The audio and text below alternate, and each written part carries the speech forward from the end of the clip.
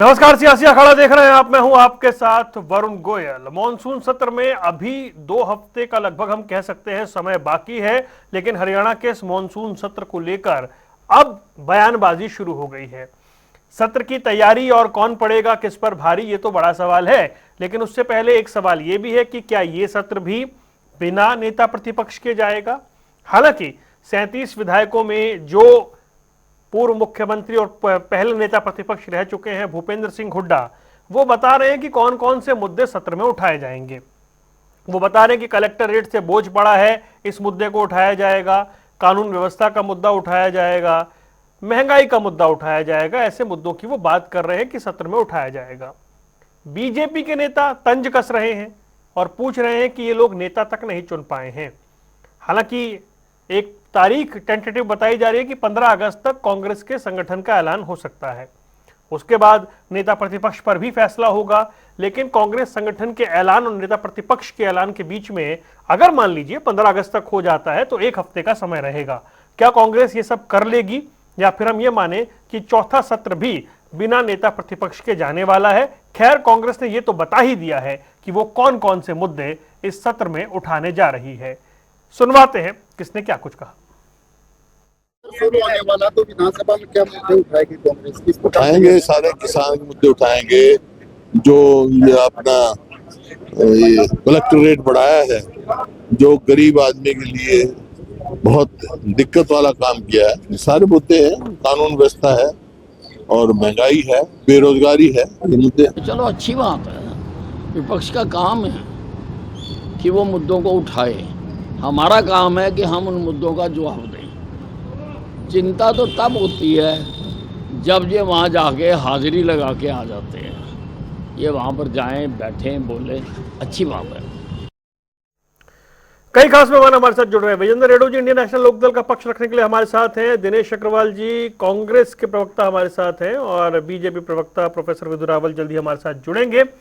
शुरुआत करते हैं आज रेड्डी साहब से, क्योंकि रेड्डी साहब जब पहले 30 जून 30 जुलाई की बातें हो रही थी तो आप एकदम दम ठोक कर कह रहे थे कि फिलहाल संगठन नहीं बनेगा। ये चौथा सत्र बड़ा महत्वपूर्ण सत्र, बकौल भूपेंद्र सिंह हुड्डा बहुत बड़े बड़े अहम जरूरी हरियाणा के हित के मुद्दे उठाए जाएंगे। क्या ये सत्र भी बिना नेता प्रतिपक्ष के जाएगा? आपको क्या लगता है? वरुण जी, सर्वप्रथम आपके लोकप्रिय चैनल जनता टीवी को इंडियन नेशनल लोकदल पार्टी की तरफ से बहुत ही प्यार भरी राम राम, नमस्ते और जय हिंद जी। मुझे मेरे को इको आ रही है, इसको प्लीज ठीक करवाने का जी, इको ठीक करें जी। वरुण जी देखिए, मैं आपका धन्यवाद करना चाहूंगा। आपको मेरा वो कमेंट याद है और आज आपने उसको रिपीट करके मेरी बात के ऊपर मोहर लगाने का जो आपने काम किया, उसके लिए आपका भी बहुत बहुत धन्यवाद।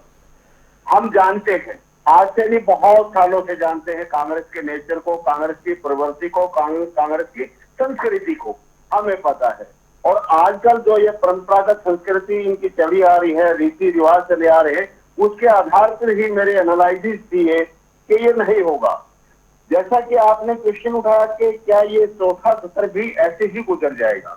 बहुत सारी डेटे नेता प्रतिपक्ष के लिए इन्होंने देने का काम किया। 12 साल से संगठन के लिए डेटे दे रहे हैं, फिर नेता प्रतिपक्ष के लिए डेटे देने का काम किया। अब ये जो है ना, संगठन के लिए डेट दे रहे कि अब जुलाई में दे देंगे, फिर 15 जुलाई थी, फिर 30 जुलाई आ गई, अब 15 अगस्त आ गया, ऐसे ही जो ना 31 अगस्त आ जाएगा। और देखना वरुण जी, मैं आज सिर्फ बाती ठोक करके ये बात कह रहा हूँ कि बिना नेता प्रतिपक्ष के ही ये सेशन भी चला जाएगा और नेता प्रतिपक्ष नहीं होगा। दूसरी बात, इन्होंने कहा कि भूपेंद्र हुड्डा सरकार को घेरने का काम करेंगे। कौन सी हैसियत से? आज वो विधानसभा में एक एमएलए के रूप में अपीयर हो रहे हैं। All MLA are equal. अच्छा होता कि वहां कांग्रेस का नेता प्रतिपक्ष होता, जिसके पीछे पूरा विपक्ष खड़ा होता, सरकार को घेरने। जो एमएलए वहां पर बैठेंगे, इंडिविजुअल बात कहेंगे, जो राइट एंड प्रिविलेजेस होते हैं, न तो इनको वो नेता प्रतिपक्ष के जो प्रिविलेजेस होते हैं वो इनको नहीं मिलेंगे, ये वो नहीं ले सकते हैं। और इनके पास पीछे कोई ताकत नहीं है जो ये संगठित हो, तो किस प्रकार से ये सरकार को घेरने का काम करेंगे? कुछ नहीं करेंगे, बिल्कुल साइन करके बाहर आ जाएंगे और इससे फालतू कुछ कांग्रेस ने करने वाला नहीं है, कांग्रेस करने वाली नहीं है। हरियाणा प्रदेश की जनता आज बड़ी पछता रही है। हम धरातल पर रहते हैं, लोगों के बीच में जाते हैं, बच्चा बच्चा जन जन आज हरियाणा प्रदेश का कह रहा है कि ये बहुत बड़ी गलती होगी हमसे, जो एक बड़ा विपक्ष कांग्रेस का बनाने का काम किया और आज वो कांग्रेस इसी कमरों में बैठ करके जनता की दुरुक्ति को होते हुए जिस प्रकार से देख रही है, वो बड़ी ही शर्मनाक है इस बड़े विपक्ष के लिए। इतना बड़ा विपक्ष, इतना कमजोर विपक्ष होगा इतना हमने नहीं की थी। और यदि सरकार को घेरेंगे, लास्ट में कहूंगा मैं, सरकार को घेरेंगे तो हमारे 2 विधायक इस सरकार को मानसून सत्र में घेरने का काम। प्रदेश में मुद्दे बहुत हैं, बहुत मुद्दे हैं, मुद्दे ही मुद्दे हैं, लेकिन उठाने वाली जो कांग्रेस पार्टी की वो अपनी जिम्मेवारी किसी भी प्रकार से नहीं निभा पा रही है। अब उनको मजबूती से उठाने का। ठीक है। दिनेश अग्रवाल जी, विजेंद्र रेणु साहब कह रहे हैं मैं छाती ठोक कर कह रहा हूं कि ये चौथा सत्र भी बिना नेता प्रतिपक्ष के जाएगा। वरुण भाई आपको नमस्कार, आपके चैनल को देख रहे लाखों दर्शकों को नमस्कार जी। मैं तो ये समझता हूँ कि विजेंद्र भाई को सबसे पहले तो वरुण भाई का धन्यवाद करना चाहिए कि वरुण गोयल जी ने इतनी कृपा कर रखी है कि कम से कम इनेलो को वो चैनल पर बुला तो लेते हैं। जिस पार्टी का वोट बैंक की 2-3% रह गया और 2 सीटें उन्होंने जीती हैं और किस तरीके से जीती है इसको मुझे बताने की जरूरत नहीं है। इनके गोपाल कांडा जी खुद आके मीडिया के सामने बता चुके। हम तो उसको बहुत लंबे समय से बता रहे थे, पर चलो इनकी पोल इन्हीं के साथी ने खोल दी, HLP वाले ने। तो सबसे पहले तो विजेंद्र भाई आप धन्यवाद कीजिए वरुण भाई का कि आपके पार्टी को वो चैनल पर बुला लेते हैं, वरना चैनल पर आने लायक नहीं बचे। अब रही प्रतिपक्ष और बिना प्रतिपक्ष, मैं तो अभी सुन रहा था कि अनिल विज जी कह रहे थे विपक्ष का काम है मुद्दे उठाना। ये बात तो सच्चाई है, क्योंकि भारतीय जनता पार्टी विपक्ष में थी तो मुद्दे वो भी उठाती थी। अब विपक्ष का काम ही मुद्दे उठाना है। अगर विपक्ष मुद्दे नहीं उठाएगा तो कौन उठाएगा? और सत्ता का काम है मुद्दों को खारिज करना।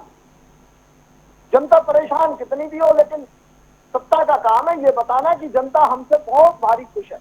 क्योंकि जब सत्ता का नंबर आता है तो वो बात क्या करेंगे कि देखो जी 11 साल पहले हरियाणा में क्या होता था, 70 साल पहले देश में क्या होता था, 400 साल पहले उस समय औरंगजेब था, हुमायूं था, अकबर था, फिर नेहरू ने आके देश बसा दिया, इंदिरा गांधी ने सड़कें नहीं बनाई, हम इनके पापों को ढक रहे हैं, हम इनके गड्ढों को भर रहे हैं।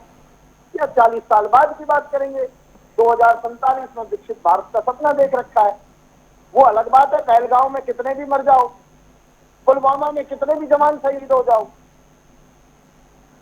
हालांकि मैं बीच में टोकता नहीं हूं, लेकिन पिछले 2 मिनट में मेरा सवाल आप गौण कर गए कि रेणु साहब कह रहे हैं छाती ठोक कर कि इस सत्र में भी नेता प्रतिपक्ष नहीं होगा।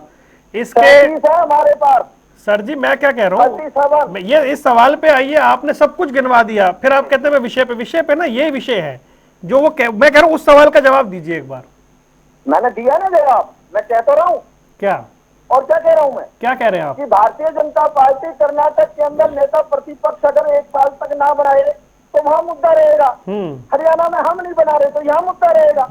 लेकिन मैं ये कह रहा हूँ हमारे पास तो वरुण भाई एक नहीं 37 योद्धा है और 35 के 35 विधायक जनता की आवाज को उठाने के लिए मुद्दों को रखने में सारे सक्षम। अच्छा, 35 के 37। एक और बात, अब मान लीजिए किसी दिल्ली के विषय पर चर्चा हो जाए तो हमें उसमें कांग्रेस को नहीं बुलाना चाहिए आपके हिसाब से? नहीं, दिल्ली के विषय पर चर्चा होगी तो मेरा दिल्ली का प्रवक्ता जाएगा। नहीं, कैसे जाएगा जब विधायक ही नहीं है तो? वो चैनल की मर्जी है, वो अरे ना बुलाए। आपने कहा कि उनकी 2 सीटें हैं, उनको नहीं बिठाना चाहिए। अगर मैंने आपसे अगर बंगाल के विषय पे चर्चा हो जाए तो कांग्रेस को नहीं बिठाना चाहिए। मैंने तो ये कहा वो चैनल की मर्जी है, चैनल बुलाए ना बुलाए। नहीं तो चैनल कृपा नहीं करता है।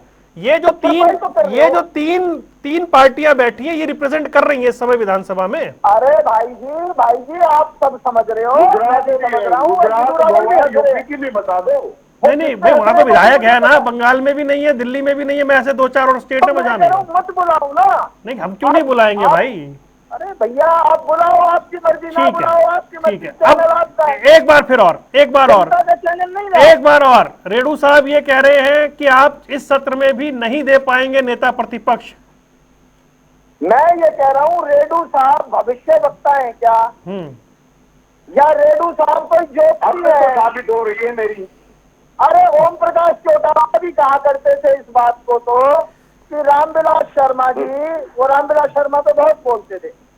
आप ना तो भविष्य वक्ता हो, ना आप कोई ज्योतिषी हो, ब्राह्मण तो हो, तो रेणु साहब आप ना तो कोई भविष्य वक्ता हो और ना आप ज्योतिषी हो। फिर भी मेरी बात सच्ची निकल रही है। आपके मुंह पे हम टेप थोड़े लगा देंगे। चलिए ठीक है, ठीक है। प्रोफेसर विधु रावल के पास चल रहे हैं। रावल साहब, भूपेंद्र सिंह हुड्डा बता रहे हैं, उन्होंने बड़ा स्पष्ट कर दिया किन किन मुद्दों पर सरकार को घेरेंगे। उन्होंने बता दिया कि कलेक्टर रेट का मुद्दा है, कानून व्यवस्था का मुद्दा है, किसानों का मुद्दा है, महंगाई का मुद्दा है, इस पर हम सरकार को घेरने जा रहे हैं इस सत्र में।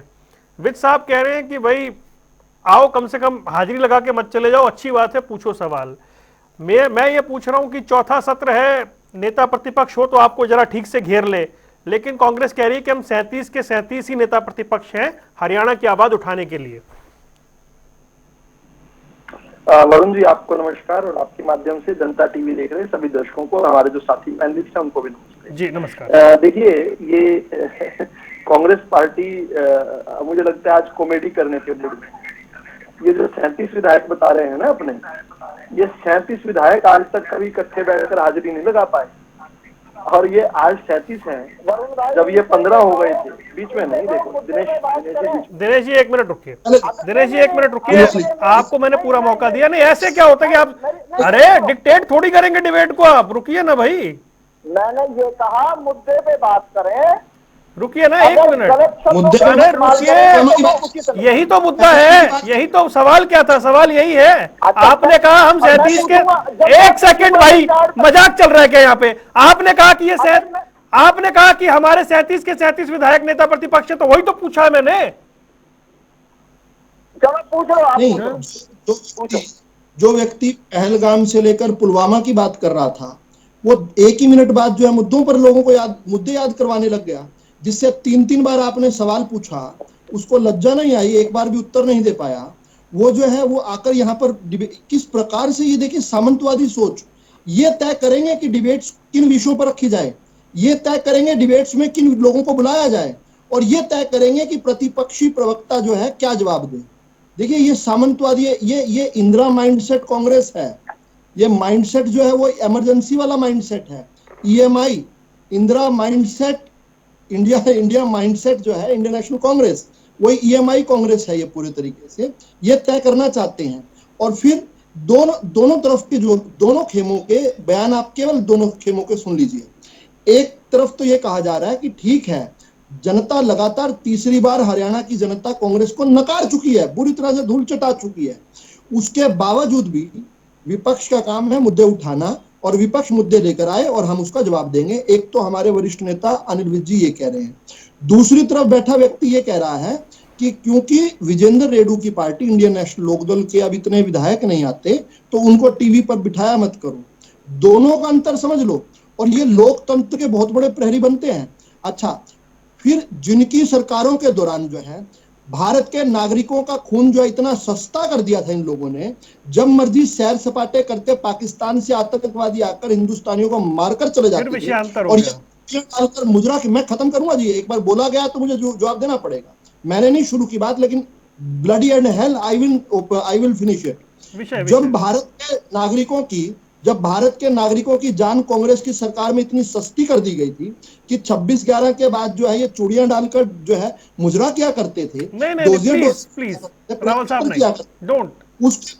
उसके बाद आज देखिए ना, पहला हमला थोड़ी, दिल्ली हमला, हैदराबाद हमला, जयपुर हमला, वाराणसी हमला, सूरत हमला, मालेगांव हमला, हमने देखा मुंबई के अंदर ट्रेन ब्लास्ट। उस समय ये हिम्मत नहीं करते थे। प्लीज अब विषय पे आइए। नहीं, बात पूरी करके खत्म करूंगा। मैं भी चाहता हूं मुद्दे पर बात करना, लेकिन लेकिन ये नया भारत है ना वरुण जी, ये नया भारत है ना, प्लीज प्लीज, इसको मुंह पे जवाब देने की आप आदत पड़ उन्होंने गई कहा, आपने दे दिया काउंटर, अब ठीक है भाई, ये मुद्दे पे नहीं, सर आ बताने तो गया, दीजिए प्लीज ना। प्लीज मेरी बात मानिए, आ गया आ गया? काउंटर जी। अच्छा, आप संतुष्ट हो गए? नहीं मैं क्या संतुष्ट हो चलिए, गया, आप संतुष्ट हो गए, अब आइए आगे। अब मैं दूसरा विषय उठा लेता हूं। दूसरा, देखिए, कांग्रेस पार्टी जो है आज जिस दौर से गुजर रही है ना, इसमें ये मेरे ख्याल कांग्रेस का न्यूनतम दौर है। कांग्रेस ने लोकसभा की बात करें तो अपने इतिहास की तीसरी सबसे बुरी विजय जो है, बुरी हार जो है कांग्रेस पार्टी को अभी मिली है। इसके बाद भी कांग्रेस पार्टी का बदलना ना, कोई आत्मविश्लेषण ना करना, कोई सोच ना रखना। आज ये कह रहे हैं यहाँ डिबेट पर बैठकर, और डिबेट से बाहर जिनका आपने पैकेज में चलाया, आदरणीय भूपेंद्र सिंह हुड्डा कह रहे हैं कि मुद्दों पर बात करेंगे, लेकिन मुद्दों पर बात करते हैं क्या ये? मैं देखिए, ये नेता प्रतिपक्ष नहीं बना रहे, ये हरियाणा के लिए दुर्भाग्य की बात है। बनाना चाहिए, नहीं बना पा रहे, इनकी ये हरियाणा का दुर्भाग्य है कि इतना निकृष्ट हमें विपक्ष मिला है। लेकिन मुद्दा दूसरा भी है, जब बिना नेता प्रतिपक्ष के भी जब ये सदन के अंदर आएंगे, विधानसभा में बैठेंगे, मैं आपको एक भविष्यवाणी मैं करता हूं, मैं एक भविष्यवाणी विजेंद्र रेड्डी जी ने की, मैं कहता हूं ये भागते हुए नजर आएंगे। ये बॉयकॉट कांग्रेस है, ये वॉकआउट कांग्रेस है। कोई भी सेशन उठाकर देख लीजिए हरियाणा की विधानसभा का, कोई ऐसा सेशन एक निकला जिसमें वॉकआउट नहीं किया। ये माफी चाहूंगा, ये ऑपरेशन सिंदूर के समय से कह रहे थे कि ऑपरेशन सिंदूर पर विशेष सत्र बुला लो, विशेष सत्र बुला लो, विशेष सत्र बुला लो। अब मैं आपसे एक सवाल पूछता हूं, जब राज्यसभा में पूरी बहस का उत्तर देने के लिए देश के माननीय गृह मंत्री जी खड़े हुए, अमित शाह जी, उस समय ये राज्यसभा में बैठे थे क्या कांग्रेस वाले? ये वहां उत्तर सुनने के लिए एक भी कांग्रेसी बैठा था क्या? अरे भाग गए थे, भाग खड़े हुए थे। तो डिबेट्स में आकर बड़ी बड़ी बातें कहना, मीडिया में बड़े बड़ी बाइट्स देना, और इन्होंने 3 महीने से देश का कान में दर्द कर रखी थी कि स्पेशल सेशन क्यों नहीं बुलाते। जब डिबेट हुई उस समय किस प्रकार से इनका आचरण रहा, सारे हिंदुस्तान ने देखा ना कि किस प्रकार से ऑपरेशन सिंदूर को इनकी नेता कह रही थी कि तमाशा है, मीडिया का बनाया तमाशा बता दिया। अभी यहां बैठकर ये पेट्रियोटिज्म की बात कर रहे थे। लेकिन कुल मिलाकर शर्म जो है ना कांग्रेस से, मैं खत्म कर रहा हूं ये 30 सेकंड में अगले, कि शर्म जो है ना, कांग्रेस शर्म निरपेक्ष हो चुका है, शर्म हटा चुके हैं, शर्म से छूट चुके हैं। रोज इनके नेता प्रतिपक्ष, ये भी आप नेता प्रतिपक्ष हरियाणा में बनाना चाहते हैं ना, लेकिन देश के अंदर जो लोकसभा का नेता प्रतिपक्ष है उसका क्या हाल है वो तो देख लीजिए। चलिए ठीक है, इतना निम्न, खत्म करने दीजिए प्लीज, 30 सेकंड मांगे थे और 15 रह गए अभी मेरे।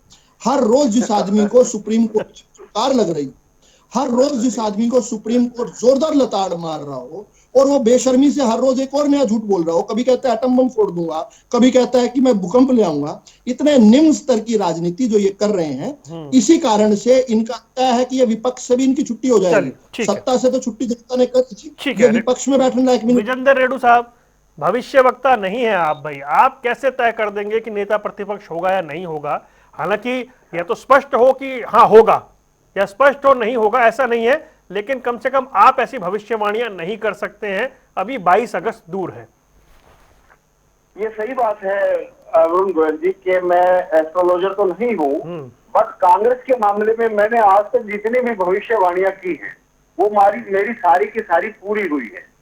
चाहे वो संगठन की बात जब भी आपने पूछी, मैंने भविष्यवाणी की, नेता प्रतिपक्ष की मैंने भविष्यवाणी की, और अब अगली भी मैं कर रहा हूँ, और मेरी आज तक सारी पूरी हुई है। कम से कम दिनेश अग्रवाल को तो मुझे मान ही लेना चाहिए कि इनके लिए तो मैं भविष्य वक्ता का काम कर सकता हूँ। नंबर 1 बात। नंबर 2 बात, इन्होंने कहा कि भाई अभी इन्होंने कहा कि न्यूनतम दौर पर, विजय राहुल जी ने कहा ये न्यूनतम दौर कांग्रेस का चल रहा है। न्यूनतम नहीं चल रहा है, न्यूनतम तो आना बाकी है। अभी तो गिर रहा है लगातार, अभी और गिरेगा, बहुत गिरेगा, और जो लास्ट न्यूनतम जो होगा वो अभी आना बाकी है। पूरे देश में कांग्रेस पार्टी खत्म हो जाएगी। क्यों हो जाएगी? क्योंकि आज इनके प्रवक्ता भी इतने बौखलाए हुए हैं। इन्होंने मेरी बात शुरू की गोपाल कांडा से, चैनल पर मत बुलाना, और विधुराव शुरू होता है उन्हें उठाकर कहते हैं कि मुद्दे पर आइए, और खुद मुद्दे पर आते हैं। कई बार हैंडल गिराने के बाद बड़ी मुश्किल से मुद्दे पर पहुंचते हैं। अब सुनो दिनेश अग्रवाल जी, आप बौखलाए हुए हैं क्योंकि हालात ऐसे बने हुए हैं। आप तो समझदार हैं, बुद्धिमान हैं, लेकिन कांग्रेस पार्टी के हालात ही ऐसे हो गए, आपको डिफेंड करना बड़ा मुश्किल हो रहा है, मुश्किल काम हो रहा है आपके लिए। फिर भी आप कोशिश कर रहे हो, लेकिन आप बौखला जाते हो। अरे भाई, गोपाल कांडा की आपने बात कही, इलाहाबाद बाई इलेक्शन में आपके पूर्व सीएम ने गांव में, जमाल गांव में स्टेज के ऊपर खड़ा होकर के कहा था कि भाई मैं वोट तो मांगने किसी और के लिए आया हूं, लेकिन गोपाल कांडा मेरा मित्र है। ये कहा कि नहीं कहा? कम से कम महता सिंह चौटाला ने ये बात कभी नहीं कही कि गोपाल कांडा मेरा मित्र है। नंबर 2, चैनल पर ना बुलाना। वरुण गोयल जी ने ठीक पूछा, जहां आपकी इतने परसेंट वोट भी नहीं है, हमारी 5% वोट है, तो दिल्ली में आपके कितने परसेंट वोट, और फिर भी आपको लिहाज नहीं आई, फिर भी आप काउंटर करते रहे। वरुण गोयल जी ने आप उदाहरण दे दिए। और ऐसे भी स्टेट है जहां आपके एक एक 2-2 एमएलए हैं। गोवा में कितने एमएलए हैं आपके जनाब? और भी कितने सारे स्टेट है। 403 विधान, तो यूपी में आपके पास क्या कितना माल बचा हुआ है बताइए आप मुझे। गुजरात में क्या बचा हुआ है आपके पास? और फिर भी आप ना, इंडियन नेशनल लोकदल पार्टी जो हरियाणा प्रदेश में 5 बार का मुख्यमंत्री है, जिसके संस्थापक देश के प्रधानमंत्री पद पर नियुक्त हो चुके हैं, और 85 सीटें जिस पार्टी ने जीती है, क्या कांग्रेस ने हरियाणा में कभी 85 सीटों पर जीत हासिल करने का काम किया? दिनेश अग्रवाल जी प्लीज बताए कोई ऐसा मौका है और 85 सीटें आपने जीती हो तो? भाई, इंडियन नेशनल लोकदल पार्टी एक मजबूत पार्टी है, इसके आओगे तो चूर चूर हो जाओगे। आप तो वैसे ही बिखरे पड़े हो, कम से कम इंडियन नेशनल लोकदल पार्टी के बारे में ऐसी बातें ना करें। और आज फिर मैं एक भविष्यवाणी करता हूं, लिख करके ले जाना, मानसून सत्र में आपका एलओपी नहीं आएगा। फिर आप कहना, फिर मेरे लिए जरूर दान दक्षिणा का प्रबंध करना, वो जरूर मेरे को देने का काम करना, क्योंकि ये फाइनल होगी मेरी, ठीक है? आपका नहीं बनेगा, मैं आपकी दक्षिणा का इंतजार करूंगा। और आपको मान लेना चाहिए कि हाँ, मैं आपके लिए जरूर भविष्य रखता हूँ। आज प्रदेश में वरुण गोयल जी इतने सारे मुद्दे मुंह बाय बाढ़ देख रहे हैं कि कोई इसको उठाने वाला हो। हमारे 2 विधायक हैं, पिछले सेशन की आप बात देख लीजिए, हमने 15, 16, 10, 12 जो हम ना, ठीक है रेणु साहब, हाँ ठीक है, मैं समझ, आप मुद्दे उठाएंगे, मैं बात मान गया। दिनेश अग्रवाल जी, अब ये तो ठीक है कि आप लोग कहेंगे कि हम 37 विधायक हैं, क्या पता तय भी हो जाए, क्या पता ना डिसाइड हो पाए, लेकिन ये तो पार्टी के अंदर एक अंडरस्टैंडिंग है ना कि भाई अगर ऑफिशियल अनाउंसमेंट नहीं है तब भी भूपेंद्र सिंह हुड्डा हैं जो विधानसभा के अंदर से पार्टी को लीड करेंगे। मैं समझता हूं आप जिस विषय पे बात कर रहे हैं, मैं उसका उत्तर तो एक लाइन में दूंगा, पर आज आपका विषय था कि विधानसभा के अंदर सरकार के खिलाफ क्या मुद्दे हैं। परंतु आपने कहा कि चौधरी भूपेंद्र सिंह हुड्डा जो 2 बार मुख्यमंत्री रहे, नेता विपक्ष भी रहे, पार्टी के सीनियर लीडर भी हैं, डेफिनेटली लीड वही करेंगे। बाकी सभी विधायक भी हमारे भूपेंद्र सिंह हुड्डा जी की तरह नेता विपक्ष के तौर पर अपनी आवाज उठाने में सभी सक्षम है। अब बात आ गई इस बात की, विषय की, जो आज का आपका विषय था। विदु रावल जी कहते हैं कि कांग्रेस को नकार दिया, तो 70 साल तक देश ने आपको नकारा था। उस समय को भी याद करो ना, जब इकाई दहाई में भी नहीं आते थे। और हमको नकारने की बात करने वाले ये बताएं कि 2019 में किसके पैरों में पड़ के सरकार चलाई आपने 5 साल तक? चौटाला परिवार के पैरों में, जिसको आज आप गाली देते हो। और इस बार 40% वोट है, आधा % ज्यादा है आपका। नकारने की बात आप अपनी करो, आप अपनी बात करो। कांग्रेस का वोट शेयर आपसे कोई ये नहीं है कि आपका 70% है, कांग्रेस 10% पे खड़ी है। अगर आप 40 हो, 39.5 है। नकारने वाला जो शब्द है ना, उससे सोच के बोलो। अब कौन किसको नकारेगा? ये जो तंत्र मंत्र और यंत्र का जो दौर था, ये कब तक चलेगा देश में? ये जनता भी जाग रही है। और जिस दिन ये जनता पूरे तौर पे जाग गई, याद रखना, फिर मेरे शब्दों को पकड़ोगे। बांग्लादेश की सत्ता का जो हाल हुआ था ना, जो जनता ने किया था, वो हाल जनता करेगी। बांग्लादेश वाला हाल करेगी जनता। जनता को पता चल चुका है तुम्हारे वोट की चोरी हो रही है। लेकिन आज का ये विषय नहीं था, आज का विषय नहीं था ये। आप कहते हैं गृह मंत्री का नाम लेते हैं, वो गृह मंत्री जो हरियाणा में आके कहता है 253 लाख करोड़ दे दिया हरियाणा को मैंने, झूठा गृह मंत्री। दिनेश जी, मैं कह रहा हूँ मेरे ऊपर मानहानि का मुकदमा, जो कहता है कि 253 लाख करोड़ रुपया हरियाणा को दिया है। आगे दिनेश बताएं जी, अमित शाह, दिनेश जी, कहाँ है वो पैसा? अरे रुकिए कौन सी रुकिए, तिजोरी में छुपाया? दिनेश जी, किसने चोरी किया वो अरे पैसा? दिनेश जी रुकिए, आगे बताओ। दिनेश जी, चलो मेरे ऊपर दिनेश जी सुनिए, FIR दर्ज करना दिनेश शुरू जी, करो। और अब मुद्दों की बात दिनेश कर जी लो। सुनिए, आप कहते हो कांग्रेस कांग्रेस कांग्रेस कोसते हो ना। 8 महीने में 2 बार कलेक्टर रेट बढ़ाए, जनता जवाब मांग रही है। रोडी के, क्रशर के, बजरी के रॉयल्टी बढ़ाई है आप लोगों ने। अवैध खनन जारी है। अपराध अपराध की दिनेश कोई जी, सीमा अरे नहीं ये बची। वन साइडेड कम्युनिकेशन नहीं है भाई, रुकिए ना, रुकिए, मैं 10 बार बोल चुका, दिनेश जी कम से कम इतना ही कह दीजिए, हाँ जी बोलिए, मतलब आप ऐसे ऐसे तो कैसे चलेगा। ये फिर बहुत सारे विषयों का मतलब विषयांतर तो होता ही है, खैर डिबेट में कोशिश रहती है हम ट्रैक पर रहें। और जो आज की डिबेट है वो मॉनसून सत्र को लेकर है। विपक्ष ने बताया हम मुद्दे उठाएंगे, पक्ष ने कहा कि ठीक है मुद्दे तो उठाइए, नेता तो बताइए कौन है। तो नेता कौन है वो भी मॉनसून सत्र का ही हिस्सा है, क्योंकि मॉनसून सत्र इस सरकार का चौथा सत्र है जिसमें नेता प्रतिपक्ष का ऐलान नहीं पूछ रहा हुआ है। हूँ, आपने पूछा, मैं जवाब दे रहा हूँ जी। जब तक हमारा हाई कमान प्रॉपर नेता विपक्ष का नाम नहीं देगा तब तक चौधरी भूपेंद्र सिंह हुड्डा जी लीड कर रहे हैं ठीक है, विधानसभा में। बस यही मेरा सवाल था, बस यही मेरा सवाल था। और वो तो आगे शुरू से बढ़ते बता हुए रहे। फिर मैं बड़ी कोशिश करता हूं कि विषयांतर ना हो, लेकिन जो ये कहा गया कि तंत्र मंत्र और उससे वोटों की चोरी हो रही है, उसमें आज चुनाव आयोग ने ये बताया है कि हमने बिहार में SIR के बाद जो सूची सौंपी है राजनीतिक दलों को, मेरे ख्याल से आज 6वां या 7वां दिन है, अभी तक एक सिंगल ऑब्जेक्शन किसी भी पार्टी की तरफ से दर्ज नहीं कराया गया है जो सूची सौंप दी गई है उसके बाद। चलिए, विषय नहीं था, उस विषय पर नहीं रहते। उन पार्टियों को जो प्रदर्शन कर रहे हैं उन्हें तुरंत वो ऑब्जेक्शन कि देखिए भाई साहब ये जिंदा है, आपने मरा हुआ दिखा के काट दिया। जब 60,000 70,000 BLO हैं तो 6-7 दिन तो बहुत होते हैं। प्रोफेसर विधु रावल, मुद्दे बहुत हैं हरियाणा में, बड़े बड़े मुद्दे हैं, कलेक्टर रेट से लेकर कानून व्यवस्था का मुद्दा है, और सिर्फ इसकी आड़ में नहीं छुपा जा सकता कि नेता प्रतिपक्ष अनाउंस नहीं हुआ है। देखिए, हमने आउट ऑफ द वे जाकर विपक्ष को अकोमोडेट किया है।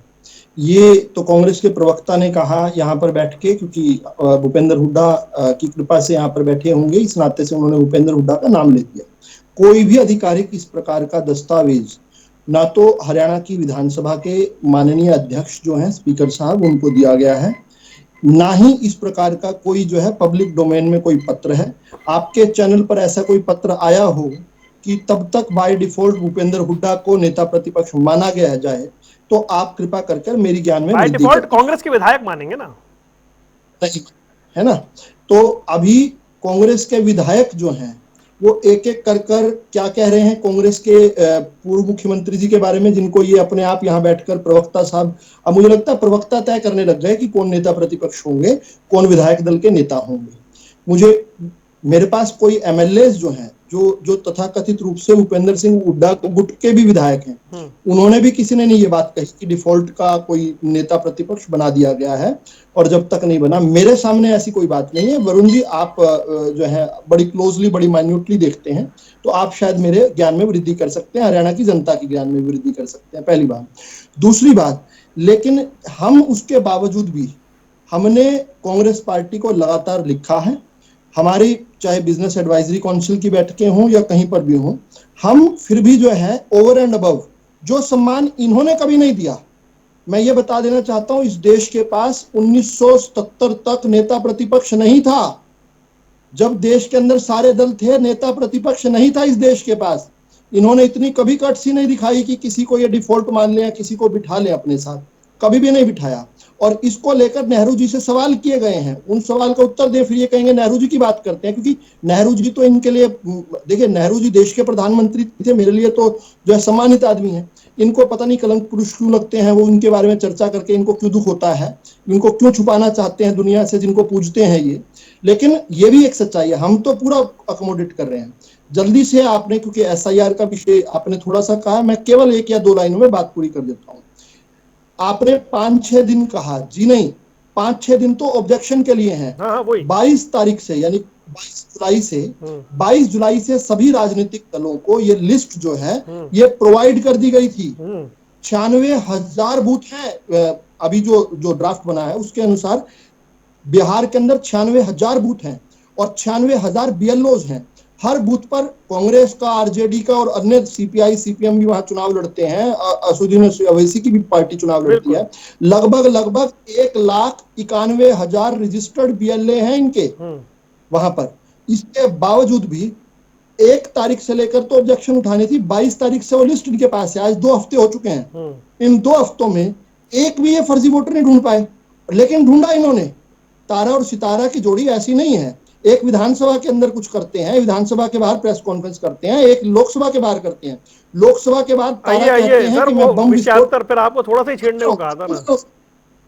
खत्म कर रहा हूं क्योंकि आपके दर्शकों के पास जानी चाहिए। हम यहाँ पर यंत्र तंत्र मंत्र का भद्दी बात कहना, जबकि सुप्रीम कोर्ट में 40 याचिकाएं इनकी खारिज हुई हैं। इनके नेता कह चुके हैं, और वो नेता जो सबसे कम वोटों से जीते हैं हरियाणा में, सबसे कम वोटों से हारे हैं, जो चौधरी वीरेंद्र जी 12 वोटों से हारे, उनका बेटे और पिताजी दोनों ने ये कहा कि भाई कोई किसी प्रकार की कोई धांधली नहीं हुई, हम अपनी गुटबाजी के कारण हारे हैं। इनकी वरिष्ठतम नेत्री जो हरियाणा की हैं, केंद्रीय मंत्री रही हैं, कुमारी शैलजा बता चुके हैं हरियाणा में हार क्यों हुई। हम सब देख चुके किस प्रकार ये नंगा नाच नचा रहे थे। पर्ची खर्ची के से बाहर निकल चुके प्रदेश को वापिस से पर्ची खर्ची में डालना चाहते थे। 50 वोटों के इस कारण से नकारे गए। अब ये कहते हैं कि नहीं, ये नहीं है यंत्र तंत्र मंत्र। और वही पुअर लूजर्स जो होते हैं, सौर लूजर्स जो होते हैं, उनकी तरह भाई नाच ना जाने आंगन टेढ़ा, क्योंकि हम हार गए इसलिए गलत है। और ये कोर्टों में हार रहे हैं। ये दलील लेकर महाराष्ट्र के बारे में रुक जाइए विधानसभा के मुद्दों पर चर्चा करने के लिए बैठे हैं। बीच में बोलता हूँ कि मैं आपके बीच में आपको ज्यादा बोलना आता है। तथ्य आपके पास कख नहीं है। तथ्य की बात कर लिया तो इनको अकेले को बिठा लो डिबेट में। अच्छा रुक जाइए वरुण जी ये बड़ा बोलते हैं। मैं इनके बीच में नहीं बोला, मेरे पास बोल सकता था। 6 प्रदेश ऐसे हैं वरुण जी जिन पर कांग्रेस राज किया करती थी, आज 0 विधायक हैं। दिल्ली नहीं, केवल आंध्र प्रदेश में पूछो कितने विधायक हैं इनके, नागालैंड में, सिक्किम में कितने विधायक हैं, पूछ के बताओ इनसे। ये यहाँ पर बैठकर बड़ी बड़ी बातें करते हैं। दूसरी बात, इन्होंने रजिस्ट्री को लेकर बात उठाई, वो हालांकि डिबेट कर चुके हैं पूरी। फिर भी बताओ, ये हर साल इनको 9.5 साल के कार्यकाल में 9 बार अवसर मिला 1 अप्रैल देखने का। इन 9 सालों में इन्होंने 1 अप्रैल को ऑटोमेटिकली रजिस्ट्री बढ़ाई, माफी चाहूंगा, कलेक्टर रेट बढ़ाए। 9 सालों में हम 3 साल में पहली बार बढ़ा रहे हैं, और वो भी बहुत बहुत कम सीमा में। उसके विरुद्ध देखो किस प्रकार से उल्टा चोर कोतवाल को डांटे। खत्म करने दीजिए वरुण जी ये बात कहने के लिए कि वो जो बात अधूरी रह गई थी, एक वाक्य रह गया था मेरा, कि तारा जो है लोकसभा के बाहर कहते हैं कि मेरे पास एटम बम है और मेरे पास सबूत है, लेकिन दिखाऊंगा नहीं। दिखाऊंगा मैं जाकर ब्रिटेन में, इटली में, अमेरिका में, यहाँ हिंदुस्तान में नहीं दिखाऊंगा, लेकिन एटम बम है मेरे पास। इसी तरह सितारा जो है वो कहते हैं मेरा वोटर लिस्ट से नाम ही कट गया, और उसके बाद जो है उनका अपना फर्जी जो है एपिक नंबर दिखाते हैं, और थोड़ी देर में, चंद मिनटों में ही उनकी जो है झूठ का पर्दाफाश हो जाता है। अब मेरा छोटा सा प्रश्न है, क्या तारा या सितारा में से किसी ने या उनके प्रवक्ता ने आज तक आकर अपने झूठ के लिए माफी मांगी? क्या माफी मांगी इन्होंने? झूठ बोल दिया, लेकिन झूठ बोलने के बाद फिर साबित होने के बाद अगला झूठ फिर तैयार रखते हैं। साहब के पास यही तो कमी है। क्विक कमी यही तो जी। सर हो गया क्विक। रेणु साहब मुझे ये बता दें कि भाई ये बड़ा नेचुरल सा होता है, एक व्यक्ति 2 बार प्रदेश का मुख्यमंत्री रहा हो, पिछली बार नेता प्रतिपक्ष रहा हो, तो वो जब सदन में बात रखेगा तो 37 विधायकों का लीडर होने के नाते नेता प्रतिपक्ष के तौर पर ही उसकी बात मानी जाएगी ना, तो उसमें ठीक है अनाउंसमेंट होती रहेगी। वरुण गोयल जी, आप जानबूझ करके मेरे से ये प्रश्न पूछ रहे हो, मेरे मुंह से ये बात कहलवाना चाह रहे हो, पता आपको सब कुछ है। देखिए नहीं इतना भी नहीं पता है। नहीं, आपको पता है, यदि पार्टी की तरफ से जो नॉमिनेट होता है और पार्टी की तरफ से वो इलेक्ट किया जाता है, वही नेता प्रतिपक्ष होता है, और उसी को वो प्रिविलेज मिलते हैं। जो नेता प्रतिपक्ष होता है वो एक तरह से कैबिनेट मिनिस्टर के लेवल का नेता होता है, उसको coffee shadow chief minister sir. हाँ, शैडो चीफ मिनिस्टर। हाँ, और उसको सारी सुविधाएं भी सरकार की तरफ से मिलती है। समय बीच में उठ करके अपनी बात रख सकता है, अपनी बात कह सकता है, स्पेशल टाइम मिलता है उसको, अब ये on the mercy of government अगर चाहेगी, विधानसभा स्पीकर यदि चाहेगा तो उसको टाइम दे देगा, नहीं चाहेगा तो उसको बिठा देगा। उसको जो ऑथेंटिकेटेड राइट है वो राइट उसको नहीं है जब तक के पार्टी की तरफ से वो नियुक्त होकर के नेता प्रतिपक्ष नहीं बैठेगा। बेशक वो 2 बार के मुख्यमंत्री हैं, सम्मानित है, आदरणीय है और वो विषय के ज्ञाता है, बट जो अथॉरिटी एक नेता प्रतिपक्ष की होती है उसके वो कहीं भी नजदीक नहीं टिकेंगे। जब भी विधायक चाहेगा उसको झटक भी देंगे, उसको बिठा भी देंगे, उसको रोक भी देंगे, लेकिन नेता प्रतिपक्ष के साथ ऐसा नहीं किया जा सकता। इसलिए ये तो एकमात्र लॉलीपॉप है। ये बात मैं मानता हूँ कि भाई कांग्रेस पार्टी में 2 बार के मुख्यमंत्री दूसरे इनके नेता, इनके एमएलए, इनके विधायक उसकी बात को भूल चढ़ा सकते हैं, उसकी बात को उसको मौका दे सकते हैं, पर सरकार की तो मर्जी रहेगी ना, उसको देगी कि ना देगी वो सरकार की मर्जी के ऊपर डिपेंड करेगा। और ये बात दूसरी एसआईआर बिहार वाली जो बात चल रही है, कांग्रेस पार्टी को बहुत पहले जब पुराने इलेक्शन हुए थे, जैसे महाराष्ट्र का हुआ, कर्नाटक का हुआ, कर्नाटक में तो चलो इनकी सरकार आ गई, महाराष्ट्र का हुआ, और भी चुनाव हुए, इन्होंने ईवीएम के ऊपर बड़ा ठीकरा फोड़ने का काम किया, हरियाणा में भी फोड़ने का काम किया। मैं अब आप मेरी पुरानी डिबेट सुनना दिनेश जी, मैं उस टाइम भी ये कहा करता, पूरे हरियाणा में आप 100 आदमी ऐसे ला करके खड़े कर दो जो ये कहें कि हमने वोट कांग्रेस को दी थी लेकिन कांग्रेस को वोट हमारी नहीं गई, हम आपका खुल करके साथ देने का काम करेंगे। एक सबूत ये नहीं ला पाए। अभी बिहार के एसआईआर के ऊपर ये हल्ला मचा रहे हैं, एटम बम लेकर के आ रहे हैं। अरे शर्म करो, सुप्रीम कोर्ट तो एक संवैधानिक संस्था है। सुप्रीम कोर्ट ने इतनी बड़ी बात कह दी, एक सच्चे हिंदुस्तानी को ऐसे बात नहीं कहनी चाहिए। राहुल, यदि आप सच्चे हिंदुस्तानी है तो आपको ऐसी बात नहीं करनी चाहिए, फिर भी आप नहीं मान रहे हो। अरे भाई, इतना बड़ा 7.5 करोड़ के लगभग वहां के वोटर है, 65 लाख वोट कटने का काम हुआ है, आप कम से कम 65 वोट तो ऐसी खड़ी कर दो। Only 65 out of 65 lakhs you brought out only 65 vote कि भाई ये देखो ये गलत कटी हुई है, फिर तो हम आपके साथ अभी तक तो एक भी नहीं आई खैर। ऐसे नकली बातें लेकर के आते हो, हमें भी शर्म आती है विपक्षी होने के नाते विपक्ष का साथ सर। समय माफी चाह रहा हूं दिनेश जी के पास जल्दी से आखिरी 1 मिनट दिनेश जी का। दिनेश जी ये हम भी आपके साथ खड़ा हो पाए। दिनेश जी मेरे पास सिर्फ 1 मिनट है। मेरा सवाल ये है कि आपने अभी बताया कि 40% वोट उनको मिला है तो 39.5% हमें मिला है, और ये बात फैक्ट है। 37 विधायक वाला विपक्ष मुझे तो याद नहीं है हरियाणा में इससे पहले कभी बना था जब विपक्ष में बैठे हुए दल को 37 विधायक मिले हों। तो नेता प्रतिपक्ष ना देना यह भी तो हरियाणा के जनता के जनादेश का अपमान है ना।